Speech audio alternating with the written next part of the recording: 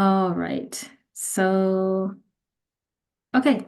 So let me go ahead and pop up those questions. Did you have anything for me, I guess, how to know a little bit more about my podcast, or have you done your Yeah, thorough actually, if research? if you could just kind of let me know who is your audience that primarily listens to your podcast, and then what is of the million things that we can talk about, what is the one kind of common thread that you would like me to keep throughout the episode?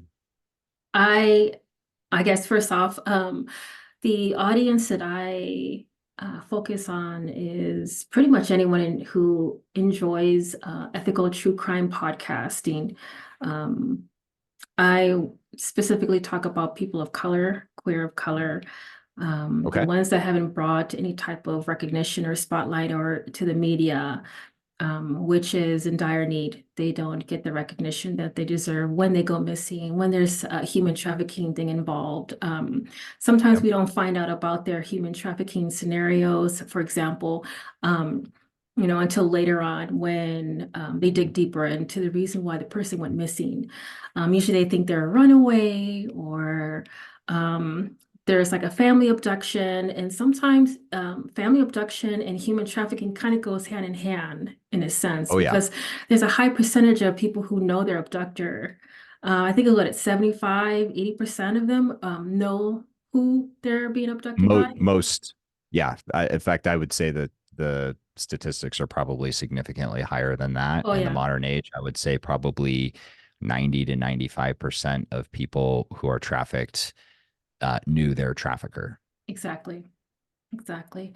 Um, so I guess in that direction, I would like to talk specifically. That's the reason why I had reached out to you, because your mission literally is parallel to what my goal is, to have other people who are listeners and concerns about missing people.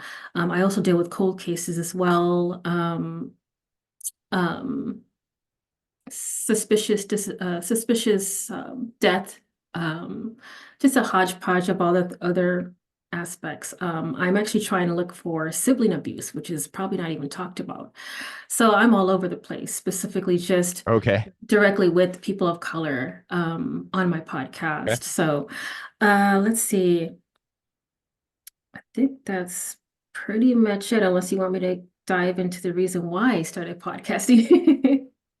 Sure. Actually, I would love to hear that. And I think one of the things that we can talk about is, like as an example, there's the Piper Lewis case.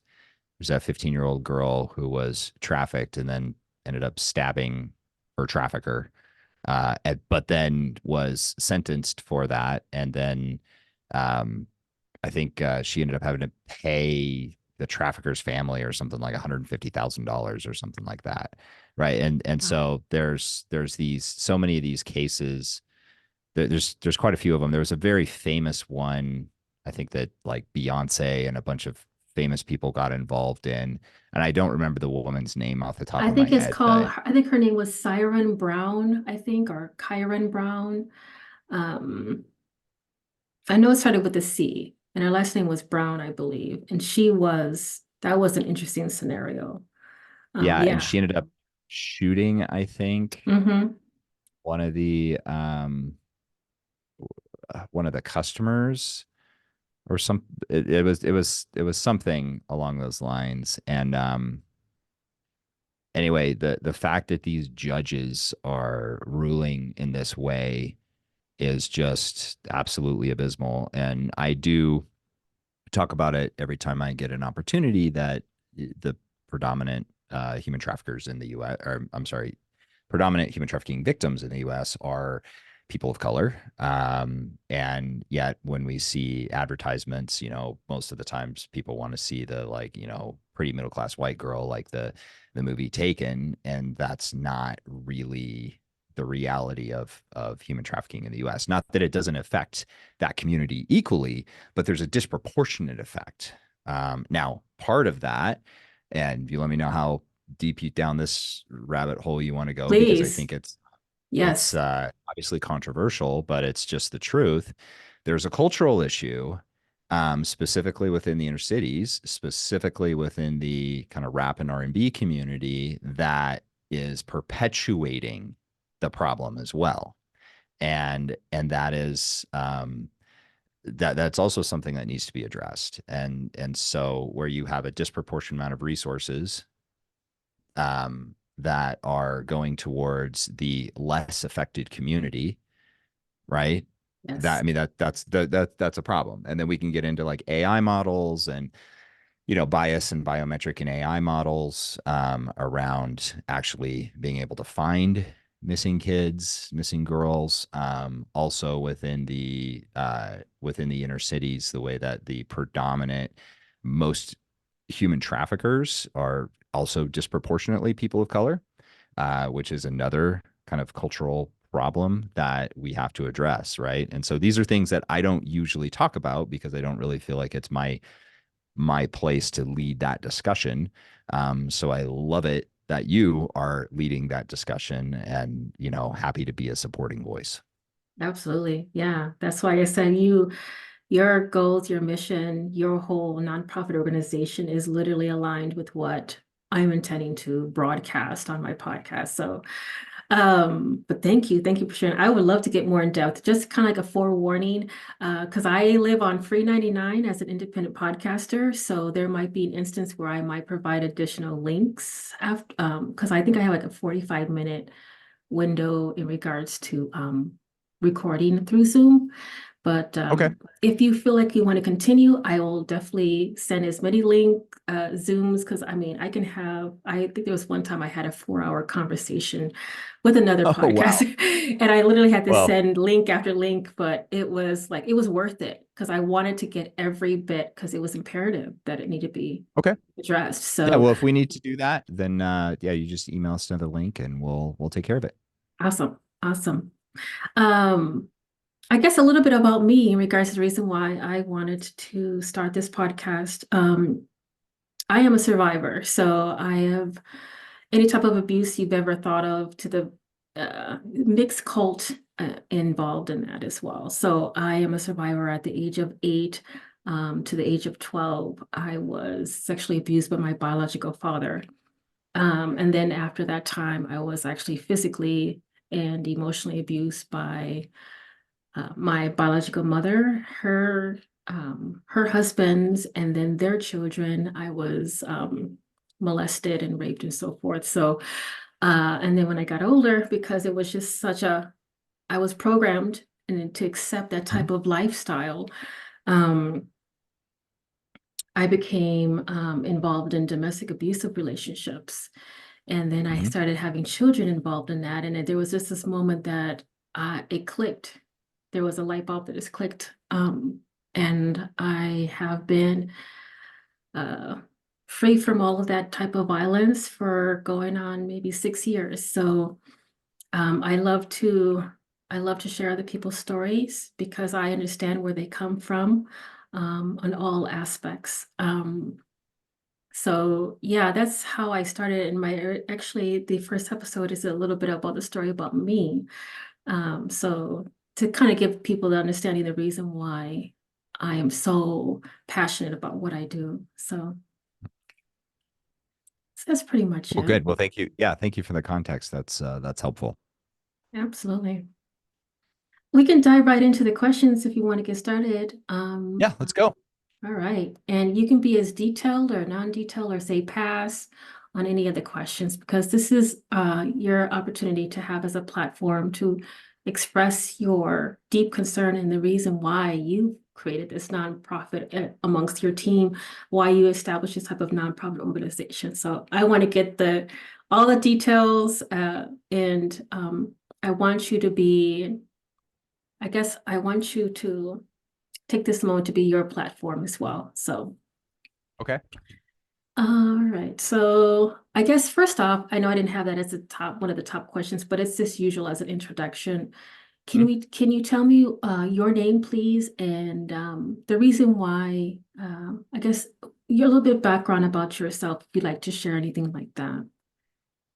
So my name's Nick McKinley. I'm the founder and CEO of actually multiple companies, but one of them is DeliverFund. And we're a private nonprofit intelligence organization that equips, trains, and advises law enforcement for the fight against human trafficking. And not just law enforcement, actually, we work with industry partners. We work with kind of anybody who is adjacent to the human trafficking problem to provide them with data and technology and training so that they can be effective in that fight.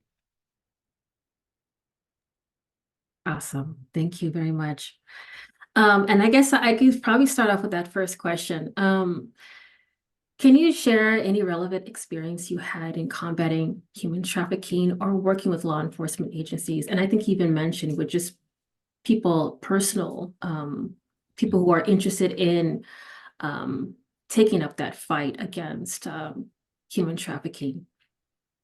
Well, it kind of all started just by way of background. I spent a number of years in military special ops, and then I was recruited to the Central Intelligence Agency and was working in a unit there in Lashkar, Afghanistan. And we had this human trafficking intel, kind of like what I like to call smoking gun intel on a human trafficker. But that's kind of all that they were doing was just trafficking children across the Afghanistan-Pakistan border. And when we tried to find somebody to do something about this, because our job was counter narcotics and counterterrorism down there, human trafficking was not something we were supposed to be focused on. So when we looked around for somebody who was doing something about this, couldn't find anybody. And that was a light bulb moment for me where I thought to myself, wait a minute, we can kill people with flying robots from 6,000 miles away, but we don't have anybody focused on this human trafficking issue. That can't be true. And I just started looking throughout the federal government to see who was doing what. And I found there were federal agencies like Department of Homeland Security and uh, elements within the FBI who were doing a good job, but there was just not very many of them. And that really, when you looked at the human trafficking problem, dollar for dollar, the largest human trafficking market was the United States of America.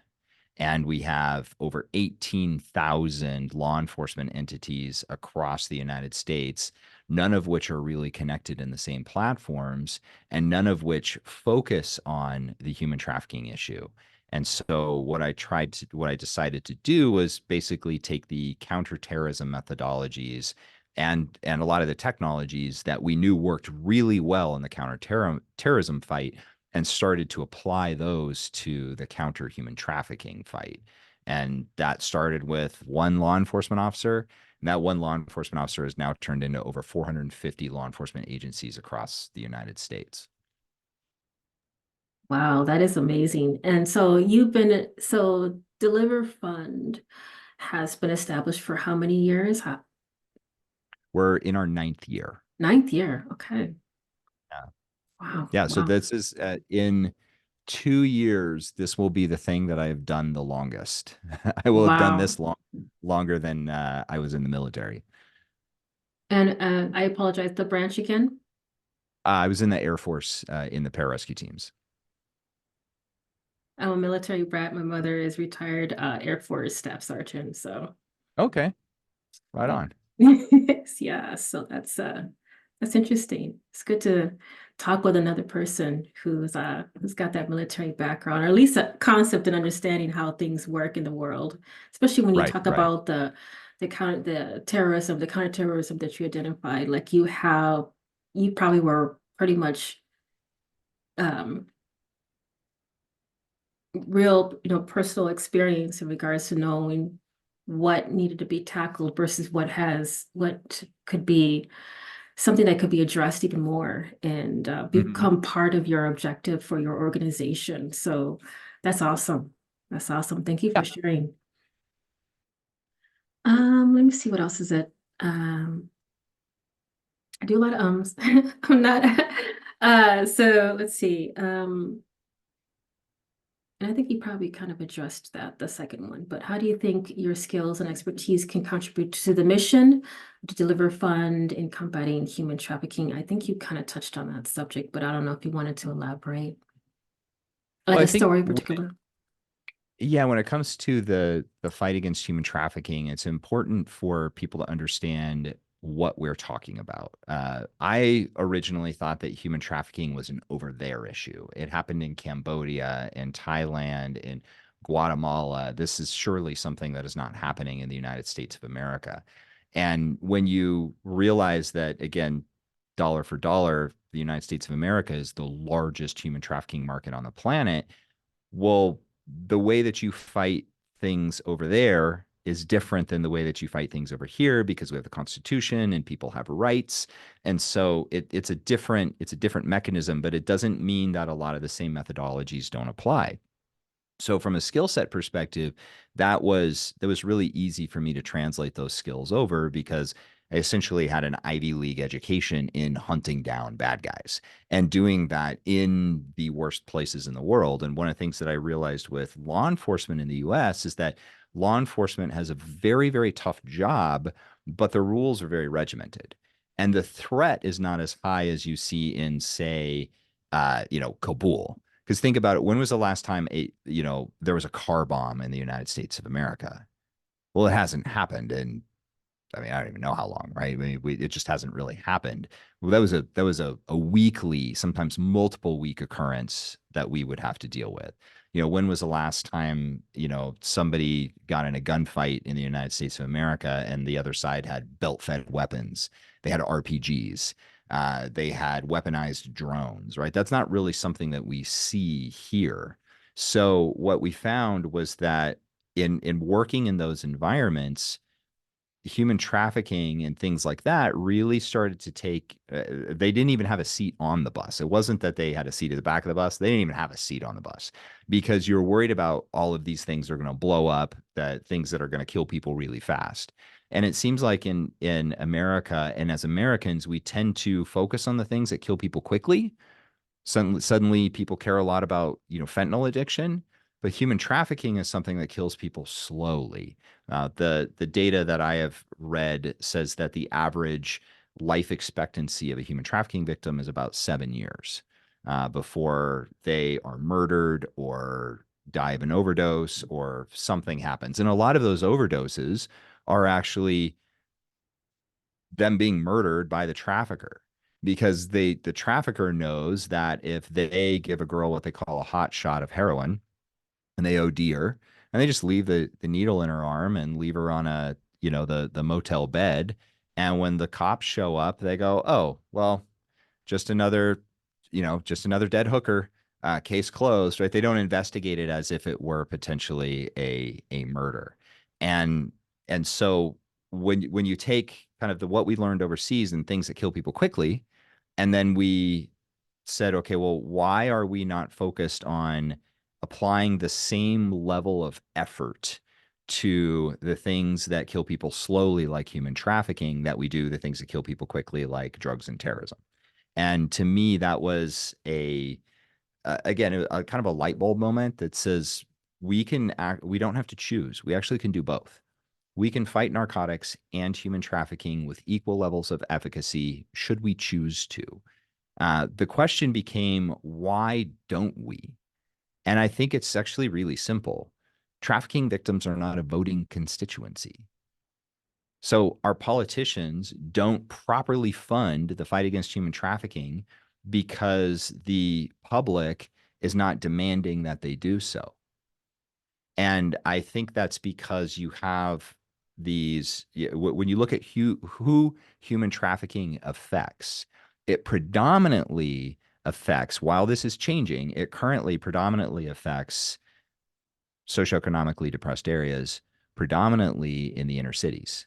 And it's starting to spread to rural America actually quite rapidly, but for the most part, it's predominantly in the inner cities. And so if we talk inner cities, we talk socioeconomic depression, what people groups are we talking about primarily? We're primarily talking about people of color. And because you have a underrepresentation, then politicians are not willing to put the right amount of resources behind it in order to combat the problem. That's exactly true. Absolutely. I mean, you are spot on in regards to that because that's why I've put so much effort into expressing my concerned about something, like I think it has a lot to do when you mentioned about the Americans are different in regards to how they respond. Something happens so quick, is quicker response or quicker situations happen here in America versus in other countries, or just human trafficking. Like you said, it's a longer process of violence and torture and any other means that the human trafficker is intending to do to the victim.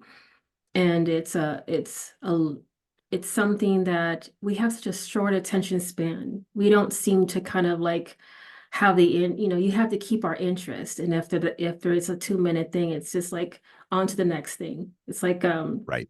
we're programmed to be that way, and that's just the technology that we have.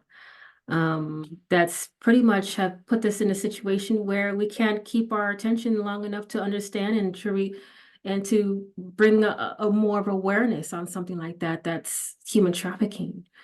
Well, and I So think you also have an issue of power differentials, yeah, which is something I could talk about for a long time. But when you see, uh, like, if you see somebody who has means and they have a good network, and their child, say, goes missing, right? Maybe daughter's making some bad decisions, son is making bad decisions, whatever. The world will move in order to help them.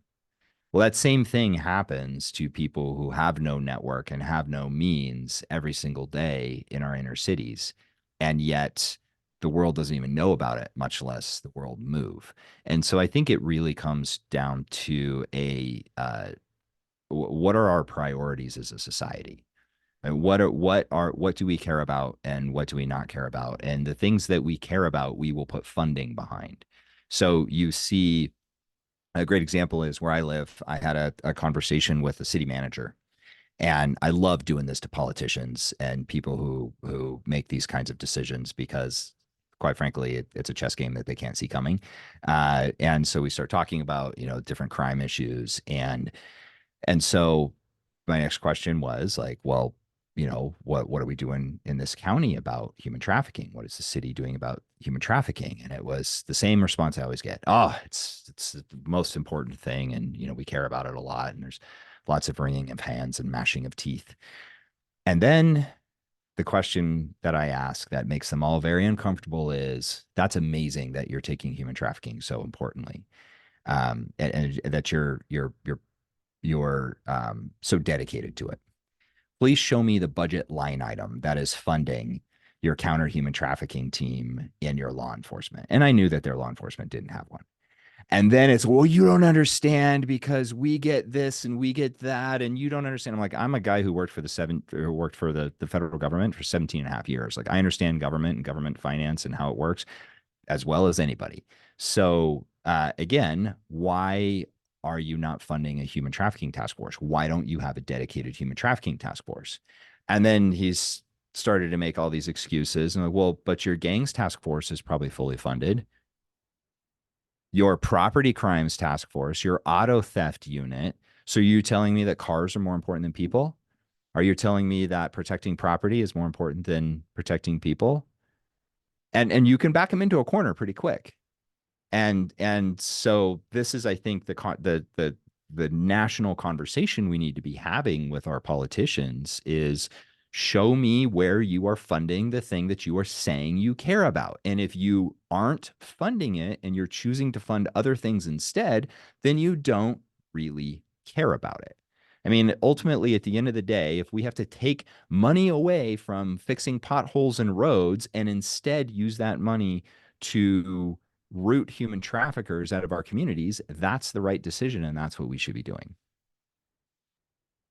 I was just thinking about like, do you know what's the route in regards to how we can nip this in the bud? Like, what would be your right on the top of your mind in regards to knowing that you have so much background and expertise in understanding how this the business of human trafficking entails?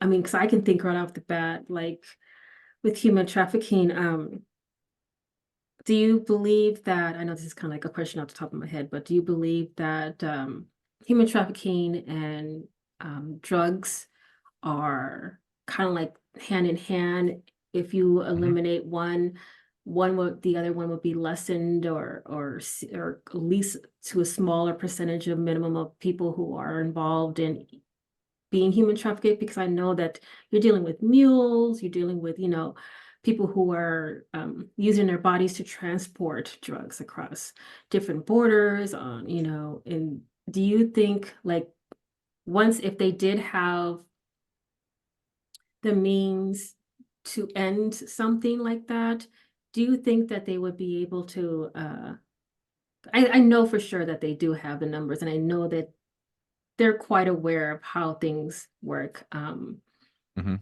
Do you think that anyone would probably say, well, how do you say it?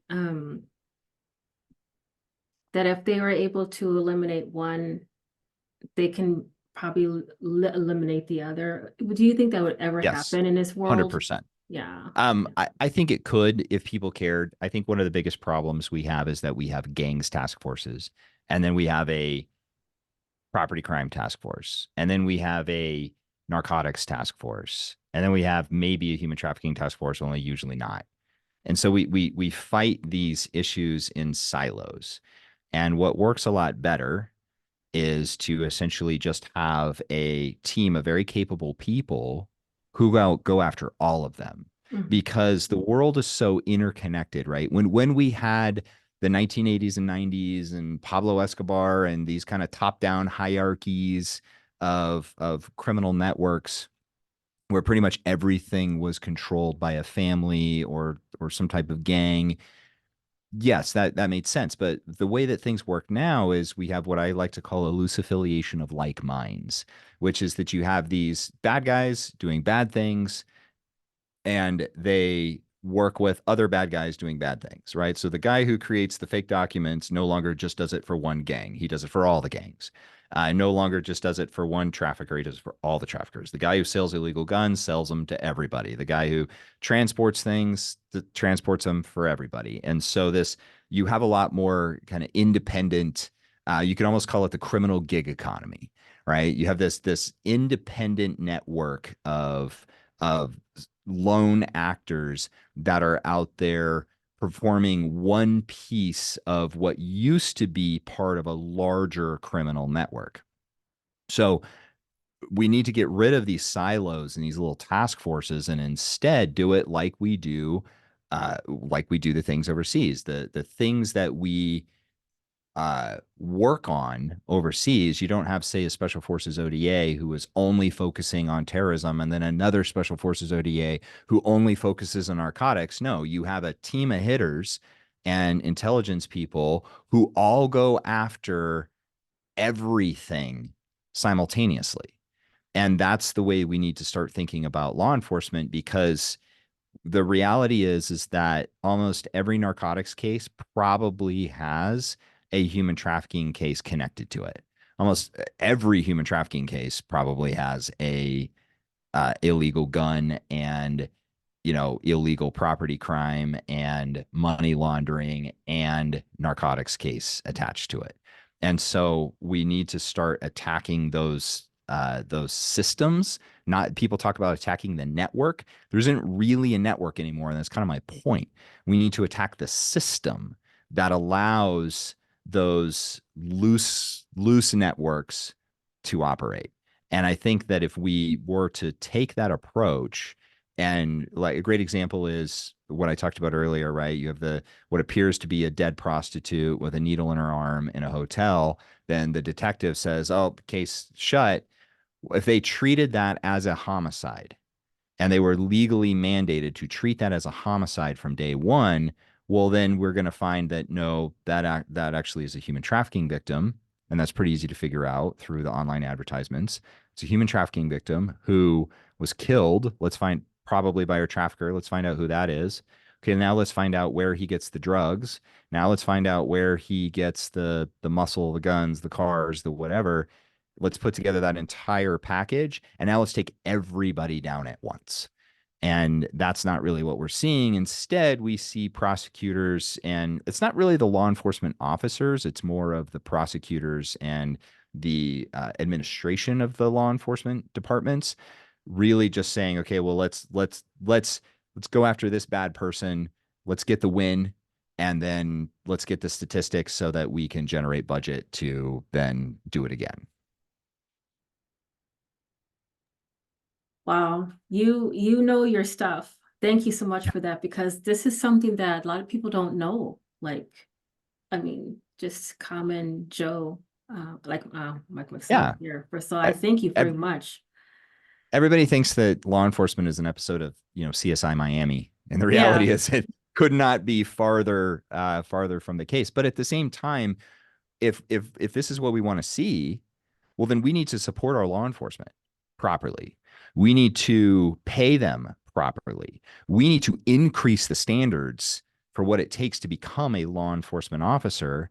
But we also need to increase the pay and decrease the liability so that we can attract better talent.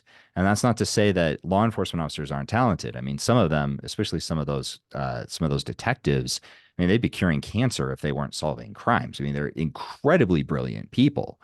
But are we seeing an increase in standards and what it takes to become a law enforcement officer in this country? Or are we seeing a decrease in standards? Well, very clearly, we're seeing a decrease in standards. And the reason why we're seeing a decrease in standards is because we're not properly supporting those law enforcement officers. And so, you had this, the defund the police movement, absolutely stupid. And all of the data, and I will debate this with anybody who wants to debate it, all the data shows that defunding the police is the absolute best way to a further degraded society. Now, at the same time, it is true that we were using police for things that police shouldn't be used for, right? Police end up becoming social workers basically sometimes, and they end up doing all these things that they shouldn't do. We need our police officers to be essentially the most highly trained and most well equipped public safety officers that we can possibly make them. And their craft, their trade in going after uh, criminals is violence. Because ultimately, at the end of the day, it's always going, if somebody chooses not to cooperate, they have to be forced to do that. And there's no way to force somebody to cooperate without using violence. So then we need to limit the liability of those law enforcement officers then when they do their job. So there are problems within law enforcement, yes, but we know why those problems happened because we haven't seen those problems before we started seeing a degrading of standards, which came from a degrading of pay and an increase in liability. And then that leads to law enforcement officers making bad decisions, which is very, very few and far between, actually. But because it gets caught on camera, because everyone's got a camera today, then it makes it seem like that's all of law enforcement. And we just, as a society, we can do better. Mhm. Thank you for that. Because I mean, I'm for um, to a limit in regards to defunding. I think it just needs to be rearranged in the funding and how the funding and the budget should be for the law enforcement, because I think, and you're completely right in regards to the camera, everybody's got a camera. If not the cop, it's someone who is in the public area that is happening and catches it. And then of course it goes into another rabbit hole. Because Yep. didn't take they weren't there at the time of it began. They were Yep. probably at the point where it escalated to the point there was violence in some form. Um, but I think that I agree in regards to the defunding. Like if you're defunding it completely, like completely, that's just whole total disarray, and that's probably the worst thing you should ever do. I think they're overthinking and they're overcompensating or over sabotaging the whole law enforcement. Mhm. Not to completely defund it, but to rearrange the budget. You don't need an AK-47. You don't need to have like all these things. I mean, I guess unless you are dealing with other people who have that type of artillery. Weaponry. Yeah. Yeah, I mean in Texas, I mean you can you can actually have one of those RPGs just walking around, whatever, um but I think that when it comes to the training, that's a big plus for me. The part where they start getting it, and I know we're at probably like an hour, I'm sorry, a minute and a half left, but That's I fine. just wanted to note that when it comes to dealing with mental health issues, that's where I kind of draw the line in regards to having um, a law enforcement try to, okay, de-escalate or whichever, and not have someone Mhm. there as a social worker or someone who deals with mental health issues. Completely agree. Have a trained mental health professional there. Have a law enforcement officer there for security, Yes. and to make sure that that person, right? Because if you have a 105-pound woman who's a mental health professional who then is going to go talk to a 250-pound mentally ill man, if that man decides to get violent, that's not going to work out well for that woman. So yes, you do need that law enforcement officer there, but only for the security of the social worker, right? Or the mental health professional. It should be the mental health professional that's doing the actual work. Hmm. Um, and if you want to send us another link, Yep.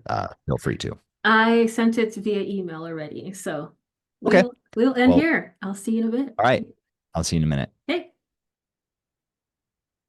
And we're back. We're back. Yeah. So yes. Wow. I'm loving this in-depth conversation. I'm so glad that we're able to have this. This is Thanks. They're important conversations. And I think part of the reason why is because we tend the world has just become so polarized that we just demonize everybody. And on one side you have, right, as an example of movements that were kind of opposite each other. You have the Black Lives Matter and the Blue Lives Matter, right? And I have friends in both. I know the guy who owns Blue Lives Matter as an example. And they're when you find, like, when you put people in a room, and I know plenty of folks on the Black Lives Matter side. And you're like, you guys have like 80% in common, because no anybody who says they want to defund the police doesn't really want to defund the police. Because the next question I say is, okay, well then when your child gets molested by the soccer coach or whatever, and there's no police, what are you going to do about that? We definitely don't want to go to a world where we're all vigilantes and we just take the law into our own hands, because then we end up very quickly in a situation where might makes right. And so we don't want to go there. I think we can all agree that we don't want to go there. So we do need police. However, do we need so many police? Because neighborhood policing is dead. All the research is very clear that neighborhood policing doesn't work anymore because nobody knows their neighbors anymore. Everyone's got 100,000 friends on Facebook, but they don't even know who lives next door. And so the we don't need patrol cars just cruising around looking for something suspicious anymore, because all of the intel essentially that we need is all online. Gangbangers and drug dealers and human traffickers and gun proliferators, they're all talking about the crime that they're doing online. We can collect everything we need by just passively collecting what they're telling us they're doing and then going out and holding them accountable for those crimes. So you actually could reduce the size of your police force, I think, by 30%. And I agree with not saving that money. You reallocate that money into salaries and benefits and risk mitigation for the law enforcement officers, so that you can attract better talent. And when you get better talent, you're going to have better training. You're going to have smarter people who are then going to make better decisions under stress. And so you can see how when you fix a part of the system, you end up fixing the whole system, right? So think of it this way: like, let's look at our medical infrastructure of the United States. It's got problems. It's also the best medical infrastructure in the entire world. Having lived in 14 different countries, I can tell you it is absolutely the best. If your child has cancer and you're an oligarch and you live in Serbia, you're trying to get your child into a children's hospital in the United States of America, not a children's hospital in England or in Australia or anywhere else, right? If you are a person of means in any place in the world and you have a medical issue, you're trying to get to the Mayo Clinic, you're trying to get to MD Anderson, you're trying to get to American facilities. So we know we have the best medical system in the world. That doesn't mean there aren't problems, right? So we can keep the good and not destroy the entire system in order to try to root out the bad. Like, let's keep what's good. I think we can all agree that pediatric heart surgeons are probably some of the biggest heroes in the world and are like some very, very good people. But if your child is the one getting heart surgery, do you want your pediatric heart surgeon who works for a nonprofit hospital or probably a government funded hospital? Do you want that pediatric heart surgeon coming off their second job that they have to work to make ends meet? And now they're tired and they're going to do surgery on your child? Or do you want them waking up in their beautiful home, having a great cup of coffee, getting in their Porsche and enjoying the drive to work and showing up and being like, all right, let's do some surgery? You probably want the latter. Do you want the most talented person operating on your child? Or do you want the person who got the job because they had to fill the slot with somebody? It's a good analogy for where we are with our current law enforcement, right? We expect, and I can tell you as a former professional shooter, where my job was largely to put little pieces of lead where they needed to go to damage the thing that needed to get damaged without damaging anything around it. And I was expected to do that under levels of pressure that most people will never experience even a single time in their entire life. And I was expected to do it perfectly every time.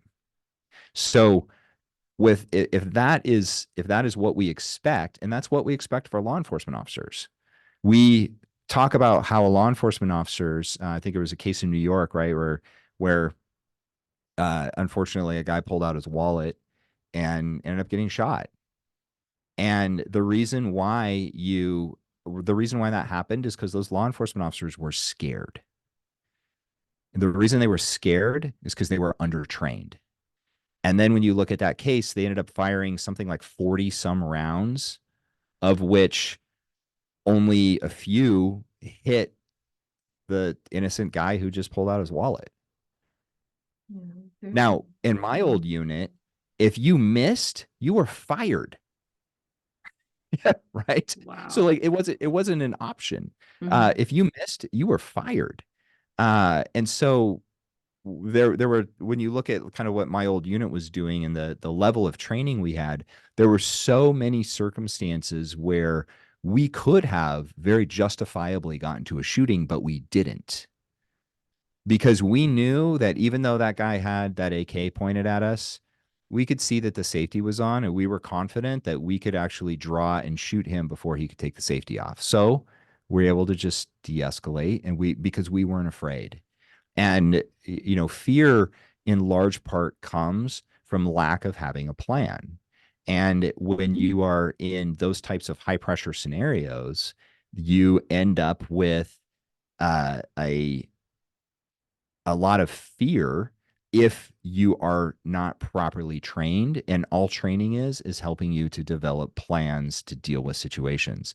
I saw something on Instagram that a friend of mine, a guy named Mike Glover, just posted about a law enforcement officer who essentially, they called it a firefight with a ghost. There was an acorn that hit this law enforcement officer's car. Have you seen this? Yes. And right. And so he gets into a full on firefight with the air, right? I mean, we laugh, I'm but trying there was not to. there was a suspect in the back of the car. Yeah. Is Luckily, innocent he's, until proven Who's innocent until proven guilty per our amazing legal system. Anybody who says that we have a bad legal system should actually go try to live in other countries. You'll find we have a great legal system. We have it doesn't have problems. Yes. Is there equal access to the legal system like there is supposed to be in the Constitution? No. The more money you have, the more access you have to the legal system. That is a statement of fact. And that's something that we as a country have to deal with. But but we have a great legal system. So that, yes, there was a suspect in the back of the car, but still a suspect, not a guilty person. Thank God nothing happened to him. But you could see how you would have ended up with yet another innocent person potentially killed, all because you had a law enforcement officer who was undertrained. That situation never should have happened. That individual either did not have the right mindset, which means they should have been drummed out in training, or had something else going on, which means they should have been drummed out in the selection process, or was afraid. And afraid to the point that they really couldn't think. And so they just went into the red and started reacting, and we all saw the outcome from that. Now again, that we can laugh at that because nobody got hurt. Yes. But that's a great indicator of what happens when law enforcement officers are afraid. So how do you help these law enforcement officers not be so afraid? You Mm-hmm. attract the right talent, which is a matter of you got to spend money in order to do that. And you give them the best possible training you can and the best possible equipment you can give them, which means you've got to spend money. I would love So to, it's yeah. actually we don't need to defund the police at all. Right. We actually need to refund the police. And it's controversial for me to say, but I actually think we should double police budgets on what they spend on actual police officers. There's a lot of administrative bloat and bureaucracy and stuff. All that needs to go away. If you never carried a badge and a gun and you never did that work and you never did it successfully, you should not be allowed to be in a leadership position in law enforcement. Period. Um, there's absolutely no room for people to be telling other people to do something they themselves never had the courage to do. Now that said, we redistribute that money towards better training and better equipment. And you mentioned something earlier about law enforcement having rifles. Um, I'll tell you, I think every single law enforcement officer in this country should be trained on a rifle. Because if your child is in school and there's an active shooter, and I can tell you as a former professional shooter, hitting somebody who's 100 yards away with a handgun is extremely difficult for the best of shooters. But doing that with a rifle is very easy. How many high schools in this country have hallways that are 50, 60, 70 yards long? A lot. A lot. How many of them have parking lots that are 200 or 300 yards across? Mm-hmm. A lot. Majority So of we Texas. actually, yeah, especially in Texas, right? Yeah. Where everything's big in Texas. And Everything. so Yes. so we actually need those law enforcement officers to have those tools to deal with those very specific long range situations. Mhm. However, if we funded and properly trained and recruited the right people, well, then we're going to we're going to have a much better police force. Absolutely. Absolutely. Thank you for sharing that. Yeah, I agree on a lot of what you just said, identified, because I completely agree on, and that's the right word to say, refund, reallocating the amounts Mm-hmm. that should be appropriately applied to the appropriate, even I was even going to mention like maybe having one of the number one uh things to be trained on is diversity training. Something So that I a lot of people are not very understanding of how to approach. Because like for me, I have a dual bachelor's in accounting and business administration, and one of the things we actually had as a class was diversity. mhm. How to approach somebody based on their ethnicity, how to talk to them, how to 'cause, I mean, I've even learned to, I have many people of color in my circle. Um, the way you approach a child from a Hmong community could be completely different in approaching a child from a Black community. Right, You right, never pat them on the head. That's considered, evil spirits or whichever, based on their religions. That's right. something that we need to address. I mean, if that's something that they can do, that is a dire need in understanding diversity and how to approach a scenario like that. So, I agree with that because I do think that there's a lot of, like as an example, when I were in the Middle East, right? I'm a white kid who grew up in Montana. I didn't know anything about Muslim culture. I didn't know anything about the Middle East. And so, I was given classes to help understand the culture I was going to be interacting in. And I think that that is important because we do have microcultures all over the United States. But and actually, as we were talking about earlier before the podcast, some of those microcultures are actually what lead to an increase in human trafficking, which is an issue that needs to be addressed. However, uh, I also think that we need to do a better job of recruiting from communities that don't traditionally see themselves as an example, a police officer in this case, right? So, rural America, farm kid in Iowa is kind of raised in a way where they see themselves as being in the military, or they see themselves as maybe being a police officer, where in the inner cities they're not getting that feedback. And let's face it, some of the best police officers in our country are men and women of color who understand the communities that they're policing. So there's something to be said about educating people, but no amount of education that was given to me by the military or the CIA can ever help me to understand the Muslim community overseas in the way that somebody who grew up in that community understands it. And so I don't think we need to do I think the education piece is important, but I think it's a small piece. I think we need to do a better job of recruiting from those communities. Now, recruiting from those communities doesn't start with like, oh, we're doing a job fair at the local high school. Right? That's dumb, right? It goes. The recruiting piece should go into long term, right? So it should be where kids in those communities see law enforcement officers in their schools regularly. They see them in their communities having positive interactions regularly. They have law enforcement officers coming in and talking to them about, hey, like you can do law enforcement officers who look like them, who are from their neighborhoods. Maybe they don't live in their neighborhoods now, but they're from those neighborhoods coming in and saying, hey, I had a tough childhood. I had whatever. I get you. I feel you. I know where you came from because I used to be you. In fact, I sat in that desk right over there because I went to this high school.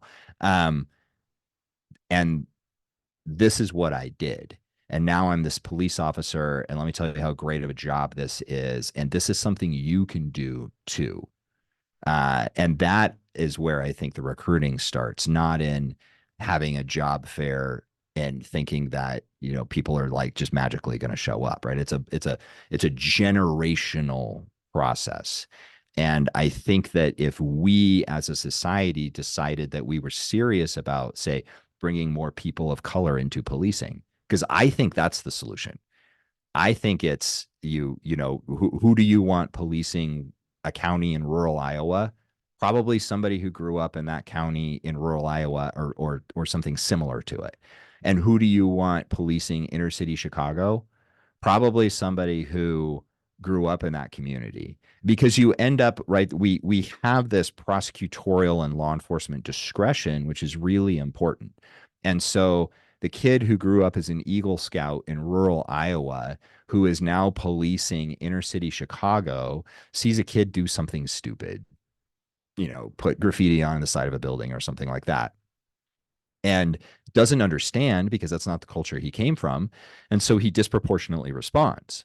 Where a law enforcement officer who grew up in that community probably says, okay, we're going to go to the local, store. We're going to get some soap and some Scotch Brights, and you're going to clean this off. And I better not see you doing it again. And so there's kind of a punishment, but it's nothing that affects that child's life long term.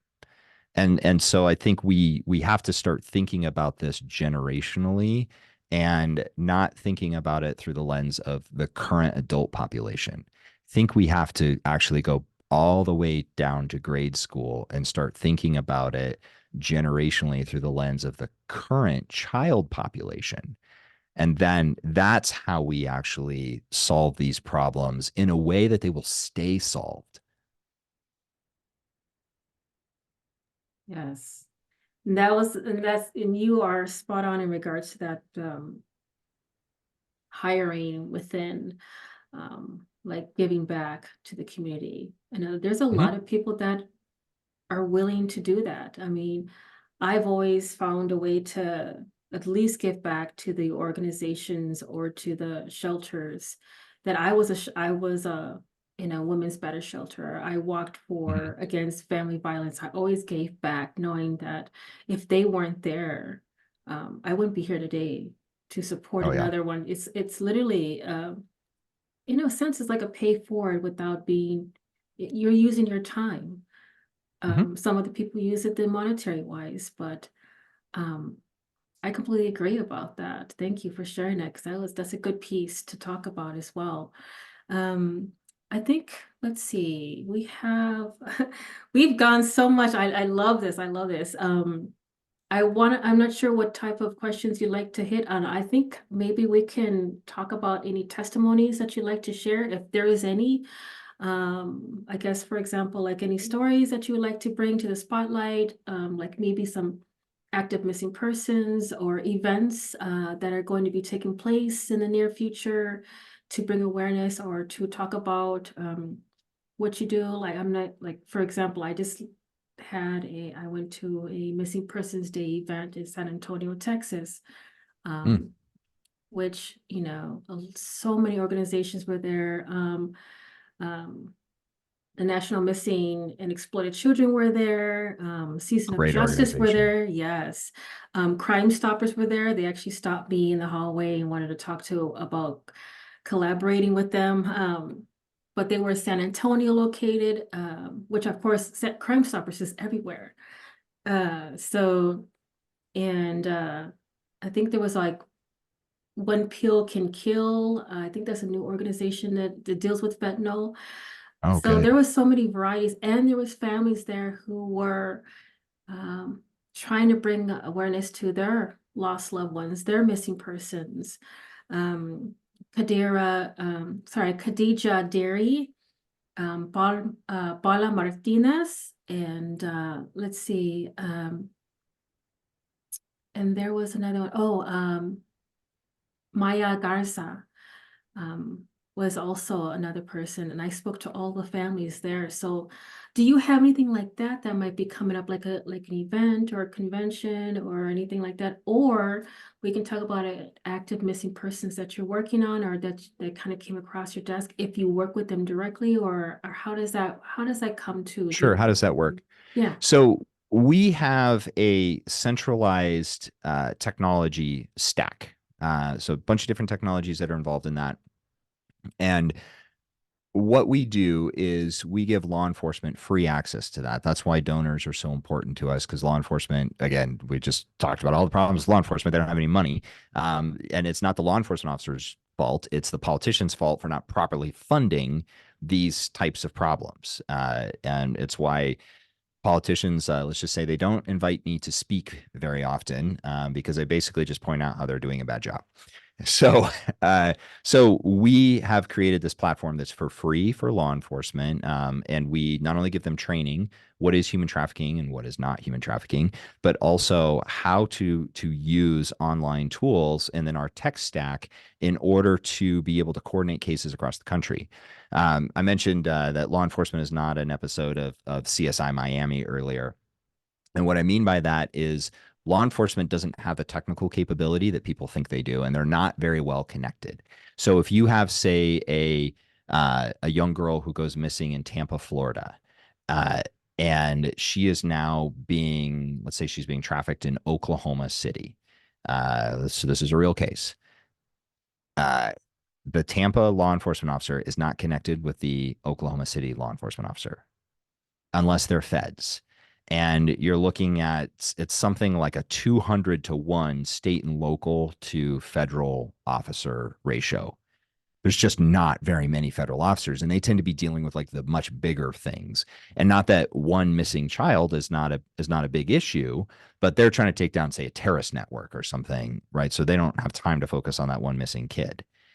So That's what we do is we tie all of these law enforcement departments and NGOs, select NGOs who need the capability. We tie them all together within one centralized platform, and the artificial intelligence in the platform will tell them if they have commonality in their cases. This phone number in your case is the same as this phone number in my case. Let's talk. So we basically create a permissionless de facto federal task force out of state and local law enforcement officers and prosecutors. And prosecutors love us for the work that we do. So that's kind of how we do it. But one of the things I think it's important for your listeners to understand is how trafficking happens. So let's nerd out on numbers. And as a business administrator and accountant, I know that you love numbers as much as I do. So in a 5-year period, you mentioned the National Center for Missing and Exploited Children, which is a phenomenal organization. Our country, quite frankly, owes them a debt of gratitude, and owes John Walsh a debt of gratitude for setting it up. The National Center for Missing and Exploited Children, in a 5-year period, found that they had an 846% increase in suspected child trafficking cases. So think about that. 846% increase in only 5 years. Why did that happen? Smartphones, which are broadband connected microcomputers that are in everybody's pocket, that make it so that somebody can order a girl to a hotel room for the same way that they can order a pizza and for about the same price. So we've commoditized primarily women and girls. Yes, this happens to boys, and yes, this happens to men, but this is predominantly a women and girls issue. And so, and it's predominantly men who are driving the demand for those women and girls, right? It's not a woman who is ordering that girl to her hotel room. It's a man who's doing that, right? And who are those men? Predominantly upper middle class to wealthy, white collar jobs. That's who it is, right? That's who the oppressor in this case is. And I use the word oppressor very specifically because that's what they are doing to those young girls who get ordered up to their hotel room. And so how does that girl get there? Well, we go back to that 846% increase in suspected child trafficking, that because of smartphones. So it used to be like, so I'm 46 years old. So when I grew up, it was the wrong side of the tracks. There were the girls walking the streets, right? It was, and then everybody knew there was a creepy guy on the other side of town who would exploit people, and so parents would just keep their kids away from that guy. Well, now what we have done with smartphones and social media apps and the algorithms that kind of connect us all, it's math that's connecting us all. These algorithms are helping that creepy guy on the other side of town access every single child in the United States who has a smartphone. So what we did was we gave predators, instead of only access to the prey that they could physically get in contact with, we now gave those predators access to all of the prey. And the algorithms within social media are their targeting platforms. So the reality of human trafficking in America today, and this is very important for your listeners to understand, is that it's not the white van with free candy going through the neighborhood that's going to abduct the child. It's your daughter being upset with you because you won't let her wear the mini skirt because she's trying to wear some age inappropriate clothing, which I grew up with 3 sisters. At some point, this is all young girls, right? And in my day, she would go into her room and she would write angsty things in her journal and listen to some, angsty music. And that was the end of it. Today, she gets on TikTok and makes a video saying she's mad at her dad or mad at her mom for not letting her wear the miniskirt. And that trafficker slides right into her DMs and starts telling her all the things that she wants to hear, like, oh, that's just because you're so pretty and your parents are trying to keep you from growing up. And hey, let me send you an Amazon gift card, and manipulates her and befriends her and grooms her over a period of weeks, months, sometimes years, and then convinces her to run away into the arms of somebody that she thinks cares for her, but is really somebody who's going to exploit her. And then she becomes a missing person. So it doesn't work like it used to. It's not abductions anymore. Now, does that still happen? Sure. But when you look also at the National Center for Missing and Exploited Children data, you find that of their missing children cases in 2022, 0.0001% of those cases were stranger abductions. 92% of those cases are what they call endangered runaways.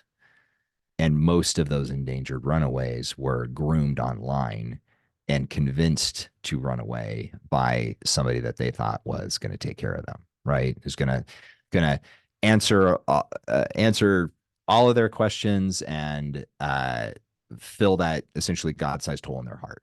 So when you start looking at how that young girl is trafficked, how she shows up to the hotel room in the first place, it's incredibly important to understand that it's the internet that makes all of that happen, to include the initial recruiting.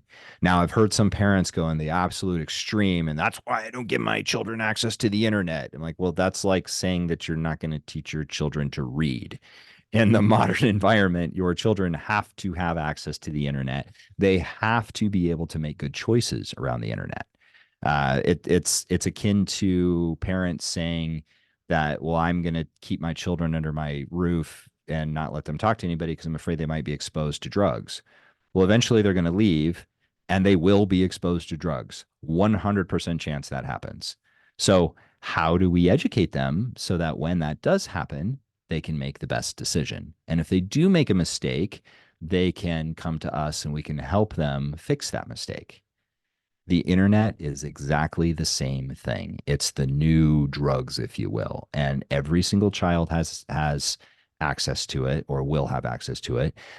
Every young girl will at some point be solicited online or will have some creepy guy coming in and into their DMs and trying to solve all their problems. So we need to make sure to educate them how to properly deal with those situations and how to, if they do make a mistake, they do send a photo that they wish they wouldn't have sent, how to actually work with us as parents or work with authority figures to solve that problem. Yes, absolutely. That was actually one of the things that I wanted to address because that's I always pronounce them NCMEC as a Mm-hmm. acronym. Yeah, Nick NCMEC. Nick. Yeah, so NCMEC, a lot of things that are coming out with the programs and the awareness, it like from sexting, Yeah. dealing with what do you call it? I know there's I don't know the actual term for it, but when someone is you send them inappropriate videos and or move or pictures of themselves and then they turn it around, they blackmail them or Sextortion, they call that. extortion. Yeah. And they do that for children. I mean, let me see that. Oh, come on, Yep. or whichever, coercing them to do it, and they think, oh, well, they're not going to share it, or it's just one pic. What is it going to do?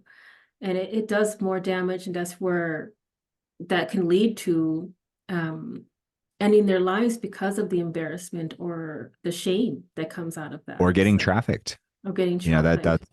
that's pretty common. And so I think it's also important for us as parents to not be so judgmental. I mean, thank God smartphones and the internet did not exist when I was growing up because there's no evidence of a lot of the stuff that I did. Yes, exactly. And so children have it so much harder today. Mhm. Um, they have so many more problems that they have to be able that they have to deal with that we never had to deal with. So as parents, it's important for us to educate ourselves, but also not be so judgmental and understand that there are uh, there are problems that children today have had to deal with that no children in history have ever had to deal with, and those problems are created by the internet. And so, if you or I, when we were growing up, if there was a photo that we didn't want to get out, there was probably just one photo. And we could burn that photo, we could throw it away, we could destroy it. Now, right? And it was very difficult to replicate that photo. I remember back in the day when you had to order you had to order copies from Walgreens. You had to tell them how many copies of a photo you wanted, right? And you're like, oh, there's five of my friends, so I guess I'll take five copies, right? I mean, that was a hard process, and it took a week to then get them back. Now it's instantaneous. It can be replicated for no cost across the entire globe in seconds. No child population has ever had to grow up in those circumstances. And so it's important for us, I think, as parents to not be so judgmental when kids do make a mistake and instead say, okay, I made mistakes too when I was young. However, the consequences of the current environment are significantly higher than they ever were when we were growing up. And so we need to help them solve those problems as fast as possible. And because I know people are going to ask, well, if my child does something, what do I do? Let's take it all the way back to our original part of our conversation. You call law enforcement. You call your county sheriff, you call your police department, you call the FBI, you call the Department of Homeland Security, you call everybody, and you don't stop calling them until somebody answers you and starts taking your case seriously. And luckily, law enforcement officers in this day and age, for the most part, there's always exceptions, but for the most part, they take this issue very seriously. They know what to do, and they will immediately take action. And not only do you want to contact law enforcement, but if your child does send a photo to somebody that they probably shouldn't have sent, the other organization that you want to immediately contact is the National Center for Missing and Exploited Children. And you want to tell them what's going on. They will do what's called a hash. They will create a hash of the photo, which is essentially the mathematical algorithm of the photo. So not the actual photo. And then they will then enter that into a series of software that a lot of companies have that will make sure that if somebody tries to say share that photo on Facebook or Instagram or something, it will automatically catch it and strip it out. Wow, that's good detailing. That's information that I did not know about, but thank you for Yeah. sharing that because that's something again, like someone would not know until it does happen. We're trying to prevent from getting to the point of this happening, but to know that there are things already set in place.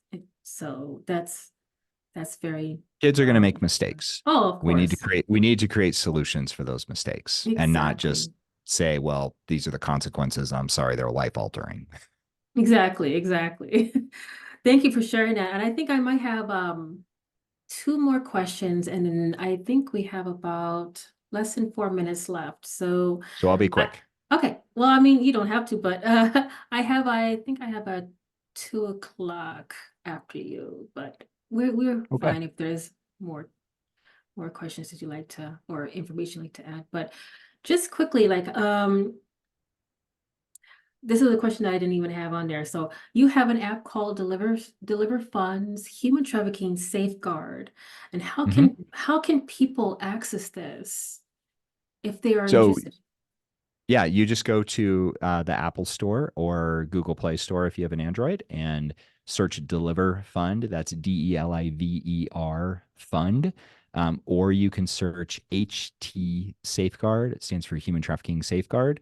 Just download the app. It costs $1.99 a month in order to access the data. But what it does is we collect commercial sex advertisements off the internet and we clean it up uh, and and make it so that it's queryable. So if you have a phone number of somebody that you think is a little bit sketchy or an email address, you can actually search it in that app and you can see whether or not that phone number or email address is tied to a commercial sex advertisement. And if it is, then you know that you can do some further investigating to find out whether or not that's somebody you want to continue to interact with Wow, that's or great. you want to Thank have your child continue to interact with. right, exactly, exactly. But yeah, that's amazing. Wow, wow. Now if people wanted to contribute to your cause or share information about your organization, are you able to provide like links, resources, your contact Mhm. number or person in general who they can just anything that you could share would be great to the listeners and how they can reach out and contribute to your cause. So the best way to get a hold of us is going to be through our website, which is deliverfund.org. There's a donate button on there. So if you have some extra capital that you want to invest in the fight against human trafficking, we're a darn good use of that money. And then we also have resources for training and different things in order to help people learn more about human trafficking. And then follow us on social media.